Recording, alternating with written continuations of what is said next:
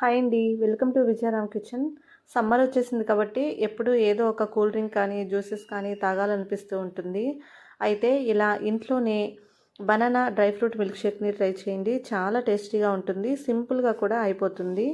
దీన్ని తయారు చేయడం కోసం 2 టేబుల్ స్పూన్ల సబ్జా గింజలు తీసుకొని హాఫ్ అన్ అవర్ ముందు నానబెట్టుకోండి.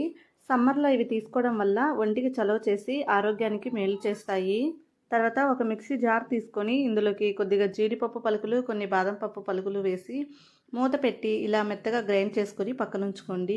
ఇప్పుడు ఒక 2 బనానాస్ తీసుకొని పైన ఉన్న పీల్ తీసేసి ముక్కలుగా కట్ చేసుకొని పక్కనుంచుకోండి. తర్వాత ఒక మిక్సీ జార్ తీసుకొని ఇందులోకి కట్ చేసిన బనానాస్ని యాడ్ చేసుకోండి. తర్వాత మీ స్వీట్నెస్కి తగ్గట్టుగా షుగర్ కానీ బెల్లం కానీ వేసుకోండి. నేను ఇక్కడ 2 టేబుల్ స్పూన్ల బెల్లాన్ని యూజ్ చేస్తున్నాను.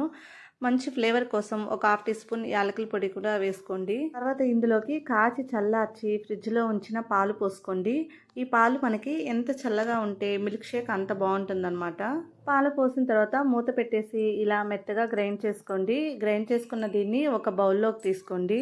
తర్వాత ఇందులోకి మనం ముందుగా గ్రైండ్ చేసి పెట్టుకున్న డ్రై ఫ్రూట్స్ మిశ్రమాన్ని యాడ్ చేసుకోండి. ఇవి వేసిన తర్వాత అంతా కూడా బాగా మిక్స్ చేసుకోండి. ఇలా మిక్స్ చేసిన తర్వాత మనం ముందుగా నానబెట్టుకున్న సబ్జా గింజల్ని ఒక 2 టేబుల్ స్పూన్లు ఇందులోకి యాడ్ చేయండి. తర్వాత ఇందులోకి సన్నగా కట్ చేసిన బనానా పీసెస్ని యాడ్ చేసుకోండి. ఇవి మధ్య మధ్యలో అక్కడక్కడ తగులుతూ ఉంటే టేస్ట్ చాలా బాగుంటుంది.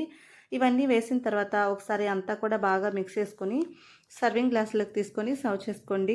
పైన ఇలా గార్నిష్ చేసి సబ్జా గింజలు అలాగే డ్రై ఫ్రూట్స్ వేసి ఇచ్చారంటే కలర్ఫుల్గా చాలా ఇష్టంగా తాగేస్తారు పిల్లలైతే. పిల్లలు జ్యూసెస్, కూల్ డ్రింక్స్ అడిగినప్పుడు బయట తీసుకురాకుండా ఇలా ఇంట్లోనే హైజీనిక్గా ప్రిపేర్ చేసి ఇవ్వండి. వాళ్ళు ఇష్టంగా తాగేస్తారు. అంతేకాకుండా హెల్త్కి కూడా చాలా మంచిది. ఈ వీడియో నచ్చితే లైక్ చేయండి, షేర్ చేయండి, కామెంట్ చేయండి. అలాగే నా ఛానల్ సబ్స్క్రైబ్ చేసుకొని సపోర్ట్ చేయండి.